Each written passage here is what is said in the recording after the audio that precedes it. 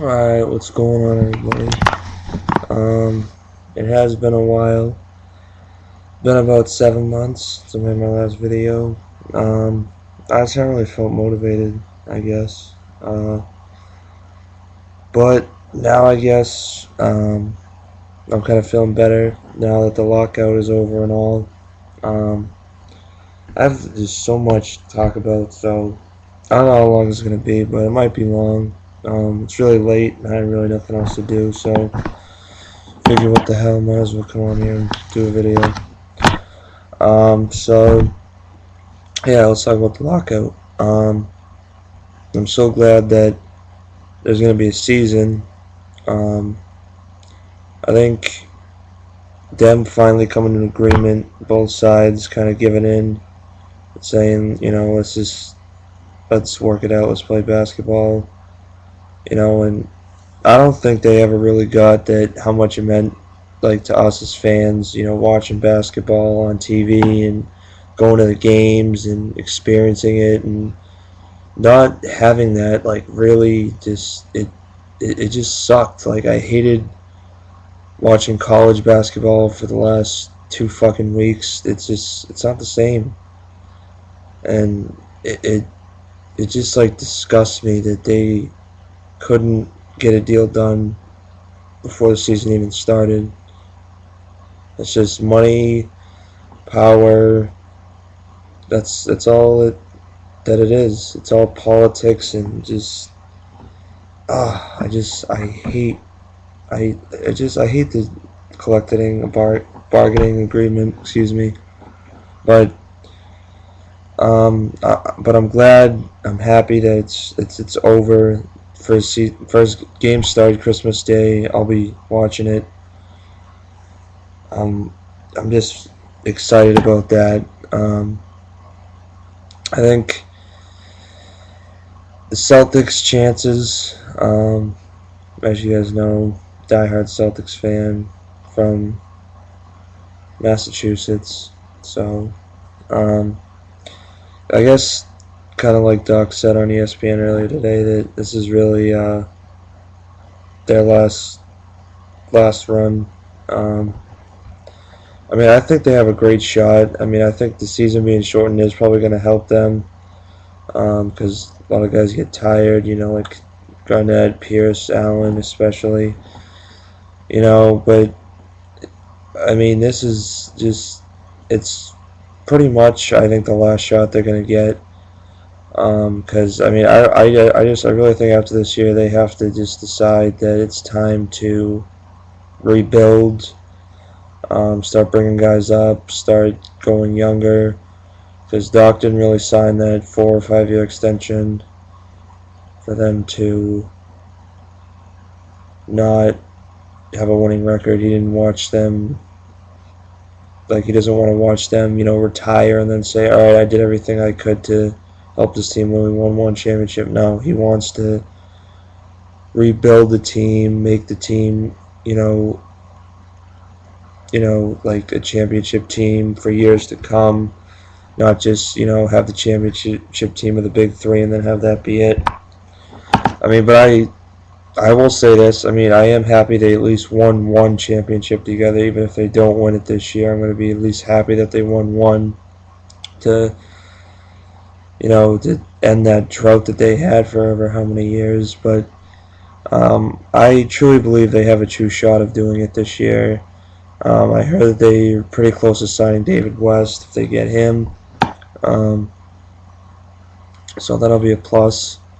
I think they have a pretty good chance of going back to the championship. I mean, the Heat obviously will probably come back strong.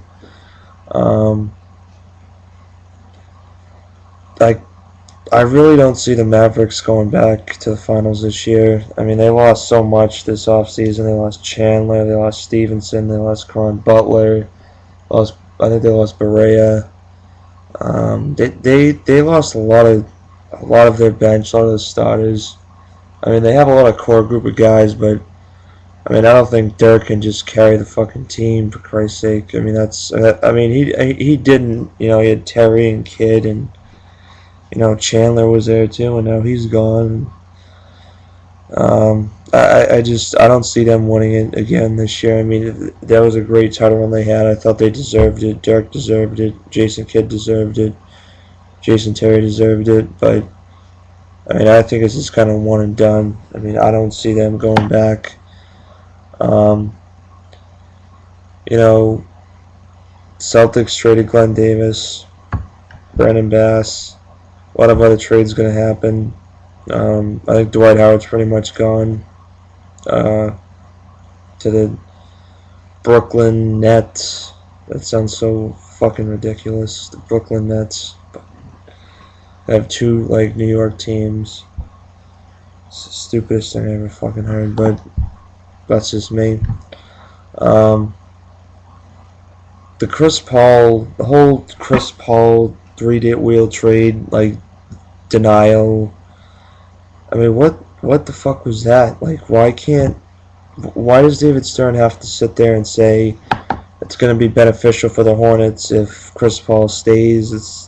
No, it's not. Like, the Hornets are going to lose with or without Chris Paul. Like, all he does is carry that team.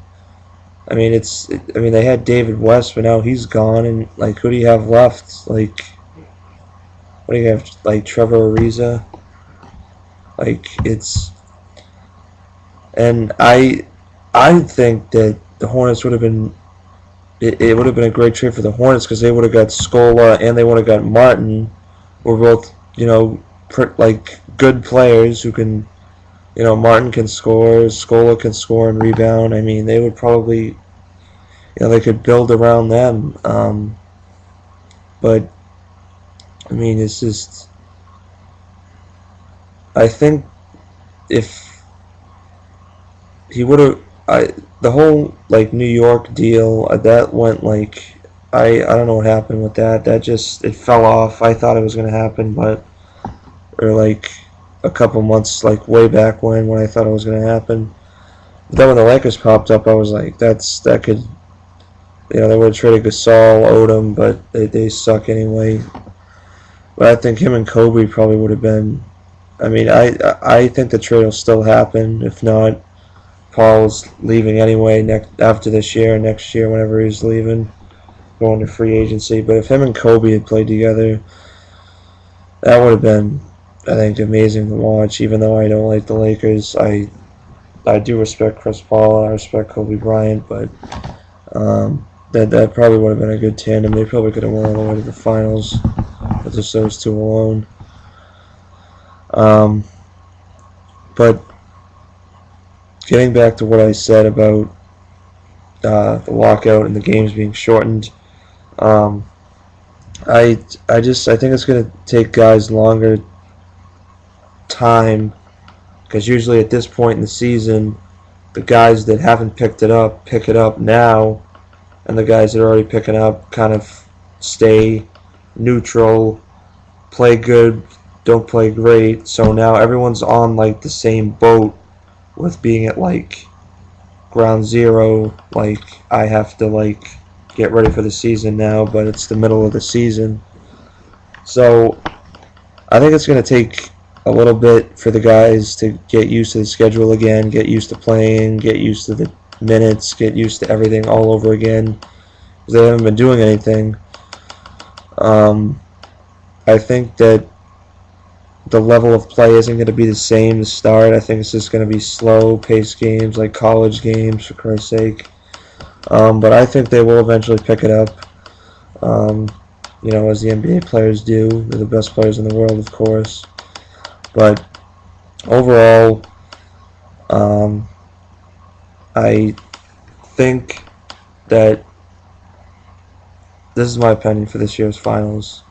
This is just me kind of being like what I think.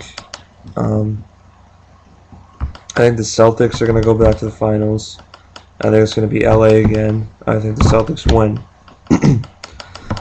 But I could be wrong about LA, but Kobe can carry a team, I guess. But I think that